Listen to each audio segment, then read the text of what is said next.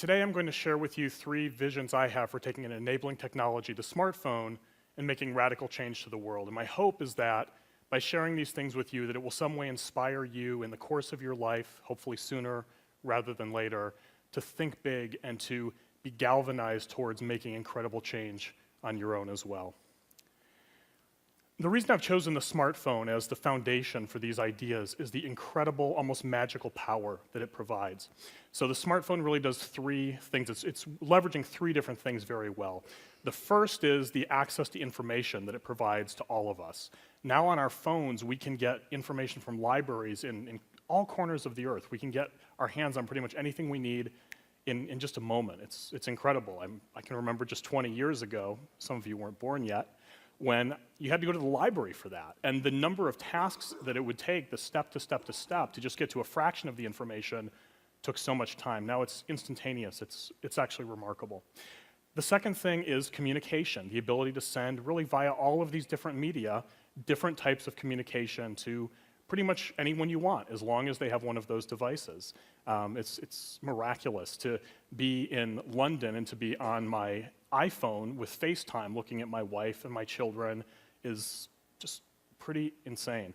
The third thing is the software component, is the fact that the phone is running all of these applications, all of this software that is really powerful. That's something that, on our phone, the joke, it's not a joke, it's true, is that the technology of our smartphone is more than the technology that sent the men to the moon in 1969.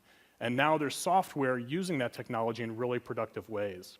The challenge is that up to this point, that technology has been used for relative conveniences, the things that have risen the smartphone. And just by a show of hands, how many of you have a smartphone here with you at this TEDx talk? So that's most of us. The technology that has risen the smartphone, the applications are things like Facebook and Instagram and Twitter.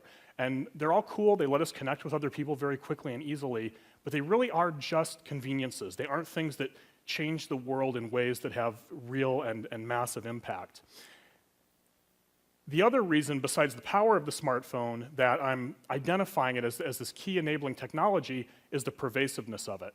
So at this point, looking at people in the United States, almost 100% of us now have a cell phone, which is certainly much less powerful, but over half of adult Americans have a smartphone, and other related technologies as well are more and more prevalent. The fact is that our smartphones are something, as we go through our world, down the street or in class or wherever we might be, everybody's plugged into these things. So A, a majority of people have them, and B, those that have them are accustomed to using them in an active, engaged way all throughout their day and their life. And so the confluence of the prevalence of the smartphone, along with how plugged into them and how important and central they are to how we live the moments of our lives, are what enable this moment of great power and opportunity. The first of the visions I'd like to share with you, and the one I'm going to go to in the most detail, is rethinking government. It's frankly a little strange that the same government that was set up over 200 years ago in a world of horses and lives that we would barely recognize today is the government that rolls forward and persists even to this day. Why aren't we questioning that? Why aren't we asking, should it be different? Can we do better? I can assure you that the Founding Fathers themselves, who were visionaries, who were revolutionaries, would be doing so. They would scratch their head at the fact that we tolerate what we have today, given how much the world has changed and what opportunities we have before us. A statistic that I find very troubling is the ratio of citizen participation in the United States. So going back to ancient Athens, the birthplace of democracy, and I'm going to keep talking about democracy because at this point in human evolution, democracy is sort of the correct path. That might not prove true in n dozen or hundreds of years, but right now it's democracy. So this story starts in ancient Athens. And at that point in time, 1 out of 2 people had an active role in the federal government, with federal government being defined as the equivalent to the US executive, legislative, or judicial branches. 1 out of 2. So if you weren't in the government, the people you were walking by every day, half of them were. So the access you had to how your government behaved, how you were represented, was significant. Democracy is a representative government. And in Athens, and we're forgetting the fact that slaves couldn't become citizens. Most people couldn't be citizens, but if you were a citizen, you were just this far away from having direct influence and access to everything that was going on. When the Founding Fathers started the United States, that had ballooned to 1 in 10,000, and the way that that things were set up was to try and accommodate for that with the representation.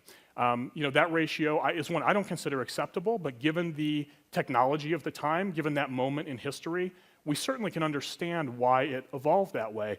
Unfortunately, now today, in 2014, the ratio is 1 out of 384,000 people. So most of us in our life will not meet a president or senator or congressperson who represents us. That is not representative democracy. That is not a representative government. There's a problem there, and it's an opportunity to be addressed and fixed. So I referred earlier to the basic structure of the government with the 3 branches, and the other part, of course, are the citizens, are us, and our role is simply as voters. We vote on the executive, we vote on the president, each and every one of us, and then we vote on our senators and congresspeople. And then business happens. And the aspect of the government I want to focus on, and where I think our democracy is really broken, is in the legislature. That's Congress, it's our senators.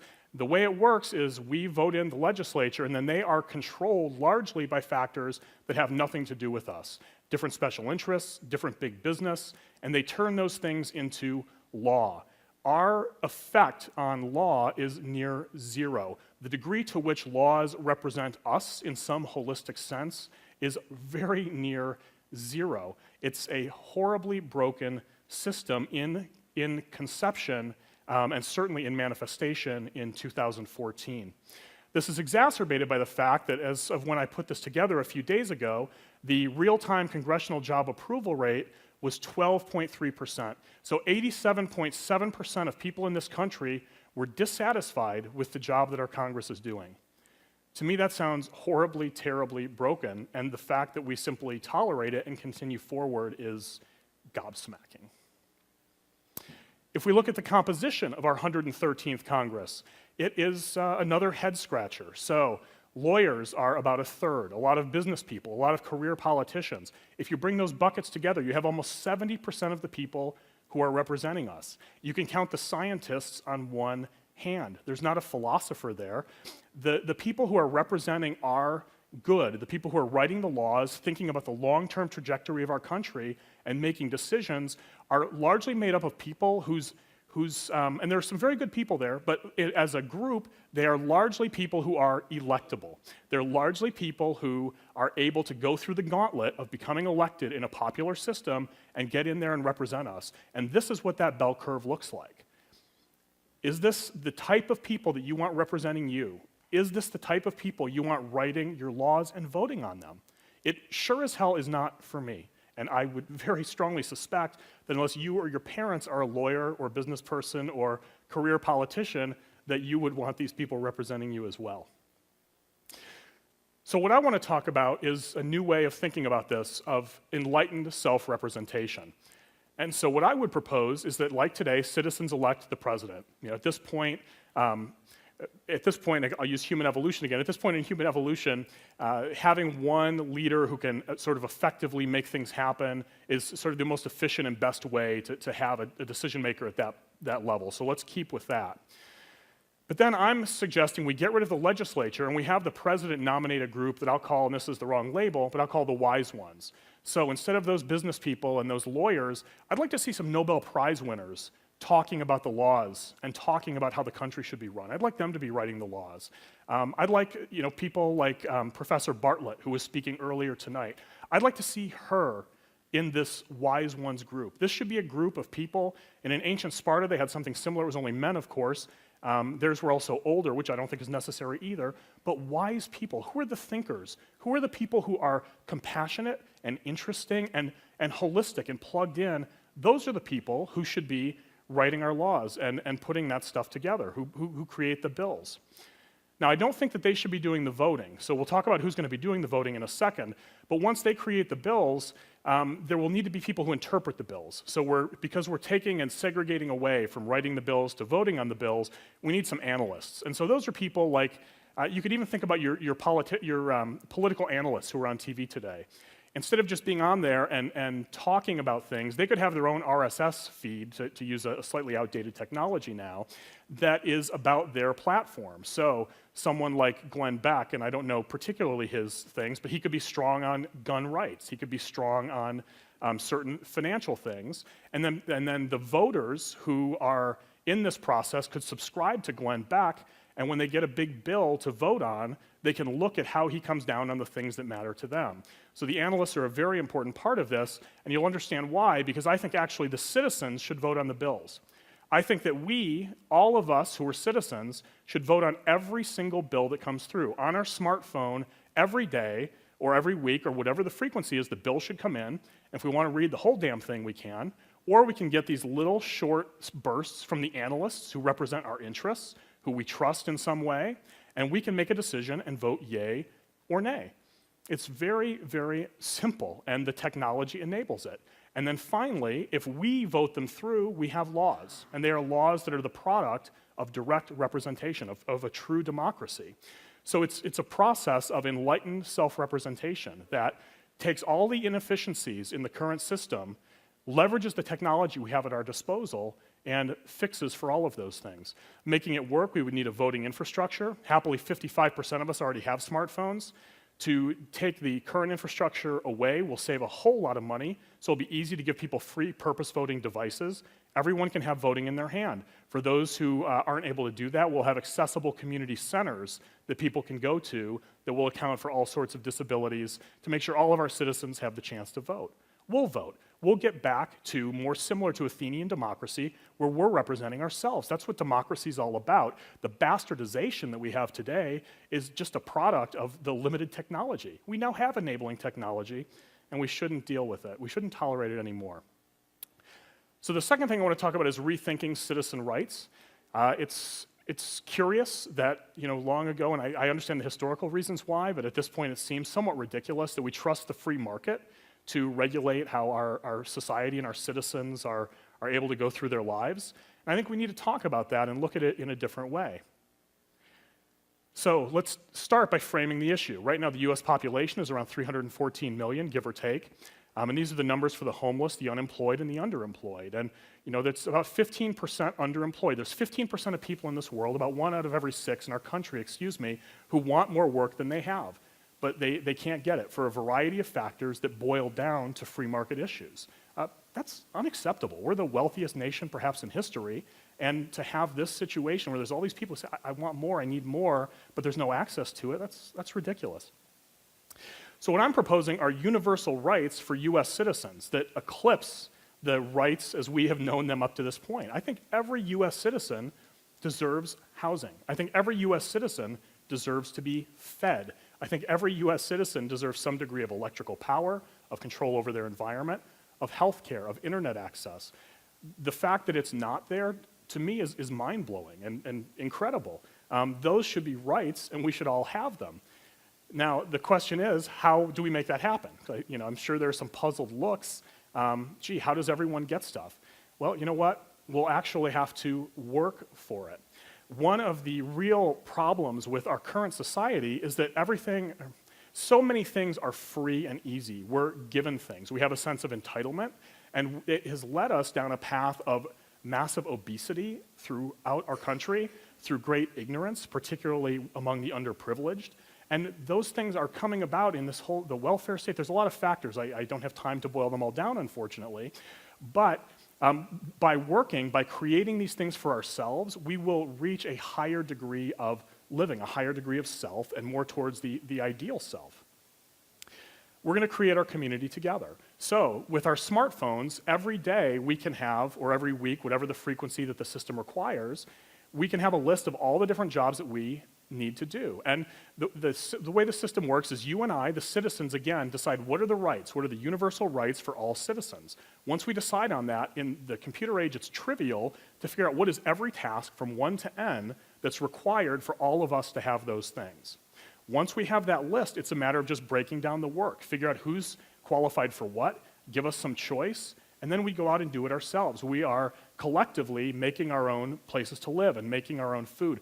The beauty of this system is we currently live in this crazy structure where we're expected to work 40-ish hours a week. People who really want to be successful are more 60 to 80. And in those jobs that frequently we don't like, that aren't good for us, we're wasting our time and we're wasting our lives. In this system, to create this baseline for all citizens, you're talking about under 10 hours a week of work for all of us. So after we all work under 10 hours a week, we can have the basics of a life. And after that, you know what we can do? We can turn back to the free market system. We can say, hey, if people want truffles, a truffle industry will develop. And the people who are providing the truffles will be able to get other luxuries from other places. So it's not about ignoring the free market entirely, it's about putting this baseline of citizen rights in place so that we can take care of our people. And we as a society, as a collective of citizens who are all here together, can rise up. The third thing I want to talk about is rethinking relationships. With Mac's talk earlier about vulnerability, I think a big reason why we can't be vulnerable is ignorance about each other. Ignorance about who it is we're dealing with, how we're dealing with them, how those things all come and confluence together. And I think we need to think about that really hard. And I'm always actually infuriated by our contrast of understanding between the hard sciences and between understanding people, understanding the self and understanding the other. We've split the atom, we've mapped the genome, we've put people on the moon. I mean, the hard sciences, we've knocked it out. We can't get much farther. On the soft sciences, we're still hooking people up to shock therapy machines. We have whole generations, essentially, a subset of them, of course, on Prozac, and we're just giving them drugs and trying to roll them along their lives, or sitting on the iconic couch, of course. That's just ridiculous. And the fact that we, as a species, have focused on the hard sciences for so long, to the detriment of what really matters, which is us, is crazy. So let's address that. Let's do something about it. And not only will it give us better lives, which is the soft side of it, but it's a huge cost on our culture. So currently, 69% of US workers are not engaged with their jobs. For someone who makes $60,000 a year, if they're not engaged with their job, that's about a $30,000 productivity drain on the company. Why are we letting this happen? Why are we going through this world doing these jobs that we're not engaged with, that we're not caring about, that we're not passionate about, to huge loss for ourselves and the culture? About a third of college students transfer schools. That's a cost to them of, in the tens of thousands of dollars on average, a lot of wasted money, a lot of wasted time. A lot of displeasure. And then for divorced people, and of course we all know that more than half of divorced couples get divorced, half of married couples get divorced. There's a 30% average drop in quality of life just for being divorced. If you're about to get ready to get divorced, you might as well reduce your paycheck by 30%. That's the bottom line impact. That's the cost of ignorance, not understanding ourselves and not understanding the people who we are engaged with in the world. And currently, the reason is because we're finding out through all of these superficial means, through Google and LinkedIn and Twitter. That gives us a little bit of the picture, but it's not helping us understand really essentially who and what we are. One data-driven example I want to use with this pertains to one model of personality sorting called the Myers-Briggs. There's some people who aren't fans of it, and that's fine, but for the sake of this example, it is an established framework, and they've done a lot of research here. And it shows how, based on the type that you are and your partner is with, what your relationship satisfaction is. And on the extremes, there's a 79% satisfaction rate with SJs, a certain type, it's the most common type, in fact, versus a 46% satisfaction rate with NFs with SJs. Now, not everyone is going to want to use data. We certainly shouldn't have to be forced to, but I would like to see stuff like this. I would like to know, who am I dealing with? Who am I? And at that intersection, what does that mean? What are the chances of this working out, of being what I want it to be? Data like this is available, but we are so locked off from really understanding ourselves and other people, much less the framework and the data underneath it. We just never get there.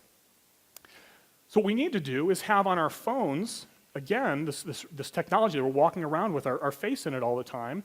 We need to have these little profiles that are about people's personality, about people's behavior. So we know, we understand, as we're meeting new people, what is this person like? It is not rocket science. It will be far easier. I've done a lot of research in this area.